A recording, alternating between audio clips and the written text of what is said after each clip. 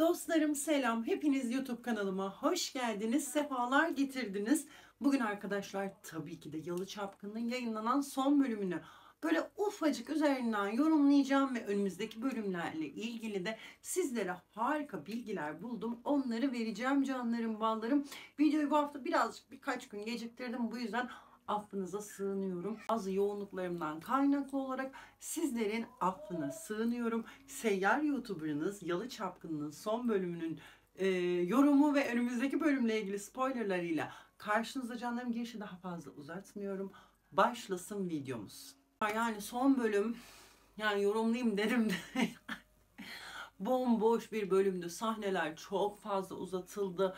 Tuhaf böyle ya, çok uzatıldı konu. Yani bunu hep söylüyorum da son bölüm artık iyice saçmaladı. Sadece Pelin'in ölümü hepimizi üzdü. Yani asla istemediğimiz bir son. Ya üzdü de diyorum. Dizi sonuç olarak gerçek bir şey değil. Gerçekte olsa yine üzülürüz ama yani arkadaşlar hani şunu da yani anlayamıyorum. Hem kıza gitsin artık bumerang gibi atıyoruz, geri geliyor, atıyoruz, geri geliyor diyoruz. Hem de ya, ama bunun biraz da sebebi şu: oyuncular, hele yani Peri'nin annesi Zehrin'in o kadar üzülmesi, Ferit'in yakarışları, Seyran'ın bile Ferit'in yanında ne kadar durması ve ne kadar üzülmesi, yani bütün oyuncuların genel itibariyle o kadar iyi role giriyor, o kadar iyi o rolü gerçekleşiyor, o rolü bize sunuyor ki yani üzülmemek elde değil. Gerçekten orada bir kadın evladığı için hani yakarıyor gibi. Pelin kendi başını yaktı. Öyle söyleyeyim. Hani gerçekten sonuçta dizi, ama dizi yorumluyoruz burada. Pelin net olarak kendi başını yaktı. Yani bir aşk uğruna, Ferit uğruna, onu sevmeyen bir adam uğruna hem evladı hem kendi canından oldu diyebilirim. Ee, yani bir yandan da şey diyesim geliyor. Yani öldü diyoruz da yani 3-5 gün sonra, 3-5 bölüm sonra tekrardan bizim karşımıza diriltip sunabilirler. Sonuçta bu merak gibi gidiyor geliyor, gidiyor geliyor. Bunun da bir yolunu bulup da bize tekrar sunarlar diye korkuyoruz. Gerçi bir metresten kurtulduk, başka bir metres Nevra arkadaşlar ciddi anlamda başımıza bela olacak. Sizlere de önceki videolarımda da söylemiştim. Bir önceki videoda söylemiştim. Yine söylüyorum. Her neyse, bir saniye önce biz konuları parça parça gitmek istemiyorum. Seyran ve Ferit'ten gitmek istiyorum arkadaşlar. Bu Pelin olayı. Bebek zaten Serter'den olduğunu sizlere daha önce çok yüksek ihtimalle %90-95 ihtimalle Serter'den diye söylemiştim zaten.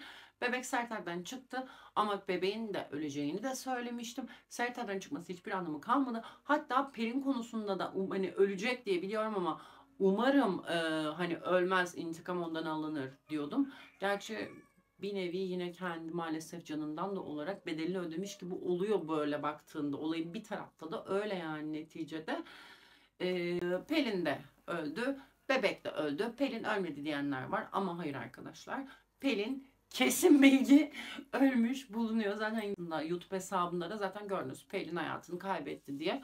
Videoyu da zaten Yalı Çapkın kendi sayfasında da o şekilde paylaşmış arkadaşlar. Pelin'in bu olayları Seyran'ımızla Ferit'imizin aşkının tekrardan böyle filizlenmesine başlattı. Zaten size önceki videoda söylemiştim, 60 en fazla 61. bölümde barışma olacak diye. Önümüzdeki bölümün fragmanını hepimiz izledik arkadaşlar. Ben yalnız yorumlamadan hem yorum hem de bilgilerime, spoilerlarla, tahminlerle birlikte gideyim bu video madem. Fragmanda da gördük zaten, yakınlaşmalar ufaktan başlıyor. Ferit, ben sana rağmen seninle olmak istiyorum diyor arkadaşlar.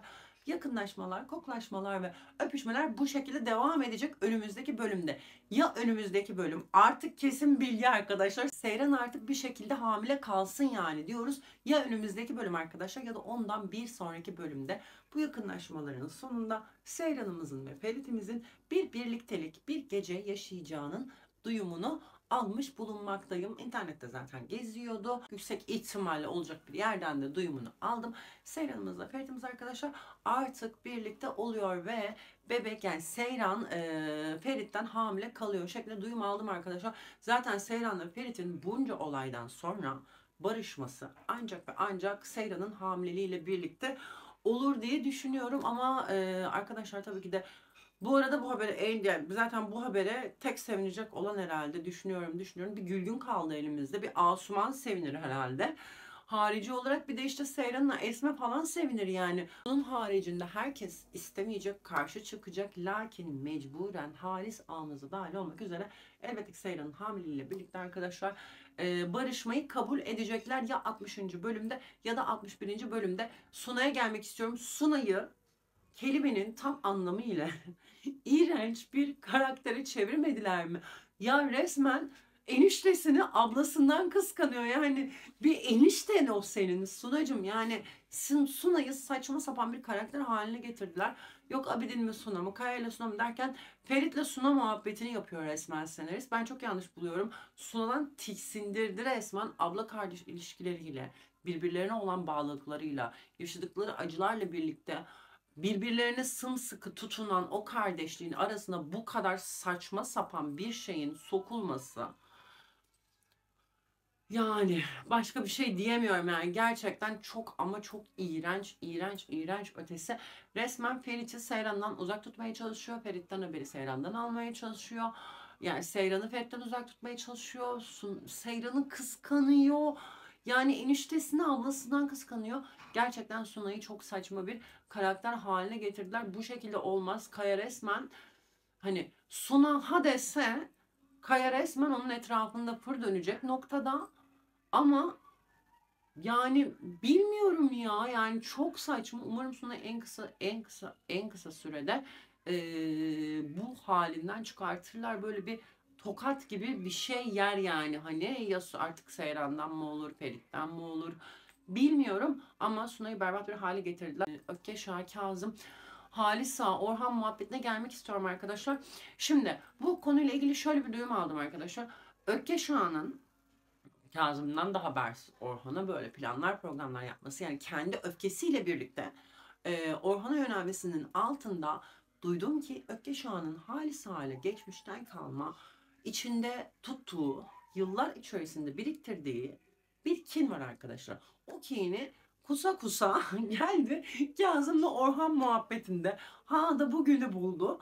Yani diziye göre bulmuş ki şu anda Orhan'a karşı hamlelerini devam ettiriyor ama biliyorsunuz ki Saklabe'nin kon ziyası sayesinde zaten birbirlerine konuk olmalar bilmem neler gördük zaten. Kon ziyası sayesinde içeride arkadaşlar Orhan korumaya giriyor ve de bunun sonucunda Orhan'ı içeriden de kurtaran yine Kont Ziya oluyor canlarım. Ziya karakteri burada Saklı Beni izliyor musunuz ya? Yani onu ben bir yandan böyle ufak ufak ara ara takip ediyorum. Bir yandan güzel dizi, bir yandan videosunu dahi çekmeyi içimin almadığı sahneler, olaylar, bölümler işte çocukken birbirlerine işte yaşattıkları maalesef ki travmatik olaylar işte Nazır bilmem ne. Hani biraz onlar içimi kaldırdı. O yüzden izlemek istemiyorum ama ara ara denk geldikçe bakıyorum. Yani videosunu çekin derseniz çekerim. Yani çekmeye çalışıyorum en azından bilmiyorum. Vakit bulabildikçe çekerim. Yalı Çapkını kadar düzenli olmasa da. Çekin dersiniz o şekilde ara ara çekebilirim bilmiyorum. Yazın yorumlara yani onun reytingleri iyi gibi ama burada yani YouTube'da tutar mı bilmiyorum falan filan ama siz güzellerim ballarım isterseniz çekebilirim yani neden olmasın deyip Yalı Çapkını'ndan devam ediyorum ballarım. Gelelim bir diğer konumuza arkadaşlar. Nevra karakteri, Akın karakteri. Akın istemiyormuş gibi olacak ama Seyran'a takıntılı bir şekilde aşık olacak arkadaşlar. Bir önceki videomda da söylemiştim yine söylüyorum. Şu an böyle bir şeydi ama Akın ciddi anlamda sorun çıkartabilir. Nevra zaten sorunun ta kendisi olarak diziye giriyor ve yani bir metresten kurtulduk başka bir metres geldi. Metres gibi de değil, metres gibi de bilmiyorum. Ama yani onca çuvalla parayı sen adama ver. Adam sana gelip de adam akıllı bir teşekkür bir şey yani yapmasın. Bunun üzerine sen bir de hastaneye gel. Tekrar o hareketler falan.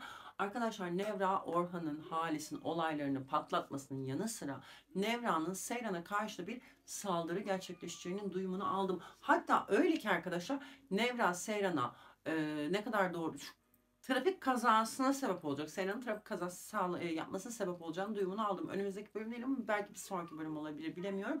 Seyroş'un hamileliği zaten o şekilde ortada çıkacak şeklinde spoiler dolaşıyor şu anda arkadaşlar. Yani trafik kazası şeklinde mi olur, başka bir şekilde mi olur bilemiyorum. Ama Nevran Seyran'a karşı bir saldırıda bulunacak. Bunun sonucunda Seyran hastanelik olacak. Arkasından da ballarım Seyroş'umuzun hamileliğinin haberini alacağız. Hepimize gün yüzü doğacak şeklinde duyumlarım var canlarım. Nevra ciddi anlamda Ferit'e karşı saldırılarda bulacak. Ferit istemeyecek hiçbir şekilde. Zaten bir önceki bölümde de o hastane sahnesinde de gördük. Sen manyak mısın? Hayatındaki kadınların hali ortada, tarz konuşuyor.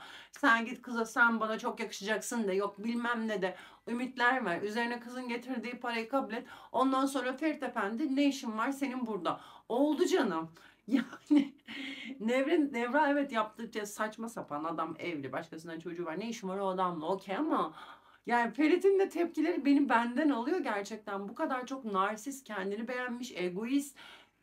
Yani neyse, şimdi Ferit'e de burada sağlamayayım, bir şekilde sempatikliğiyle kendine, Bismillahirrahmanirrahim, sandalyeden düşüyordum. Ferit'e küseldim arkadaşlar, sandalyeden düşüyordum. Her neyse, yani o sempatikliği sayesinde işi götürüyor yani resmen Ferit. Nevra arkadaşlar, dediğim gibi Ferit'e bir şey ciddi anlamda saplantılı halde, çok da zaten güçlü bir kadın. Babasının AVM'leri var. Nevra Seyroş'umuzla Fero'muzun arasına fazlasıyla girmeye çalışacak. Öyle ki Seyran'a zarar verecek boyutta. Akın'dan böyle şeyler duyacağımızı zannetmiyorum. Ama Nevra Akın'ı da kendi tarafına çekmeye çalışabilir. Dizlerde zaten biliyorsunuz. İki takıntılı aşık bir çiftte. Biri kadın işte erkek kadına. Böyle takıntılı durumlar olduğu zaman orada bir çete oluşuyor. Ama Akın öyle bir karakter olduğunu düşünmüyorum. Seyran'ın her şekilde yanında olacak. Hani ona biraz daha dostane, o takıntısını biraz daha dostane yaklaşarak Seyran'ın gönlünü almaya çalışıyor olabilir. Bir zaman atlama olayları var. Bu zaman atlama olayları duyumlarını aldım ama şu bölüm diyemiyorum çünkü emin değilim. Bu biraz daha söylenti şeklinde. Olamaz mı? Olabilir. Çünkü Nevra ve Akın'ın takıntılılık durumu, Nevra'nın yapacağı çok kötü bir olayla birlikte ben senaryo yazmaya başladım. Nevra'nın yapacağı büyük bir kötülükle birlikte Seyran'la Ferit'in arasında bir uçurum girebilir. Ne bileyim, Seyran terk edebilir mesela şehri falan. Böyle birkaç yıl atlatıp tekrar Seyran'ın geri dönmesi, işte çocuğun, işte Korhan'ın, bebeğin büyümesi falan. Öyle şeyler yazılabilir ama bu olsa bile büyük ihtimalle sezon finaline doğru olur. Şu anda bunları konuşmak için çok erken. Ben burada ufak çaplı bir senaryo yazdım. Finali de bu senaryoyla birlikte yapmak istiyorum arkadaşlar. Videonun sonuna geldik. Aldığım duyumlar bu şekilde. Farklı bir duyum alırsam zaten sizlere mutlaka bilgilendiririm. Normal video ya da short videosu olarak. Sizin duyumlarınız neler? Lütfen yorumlara yazın. Ben de sizden yeni bir şeyler öğrenmek istiyorum ballarım. Sizi kocaman öpüyorum. Bir sonraki videoda görüşmek dileğiyle. Hoşçakalın.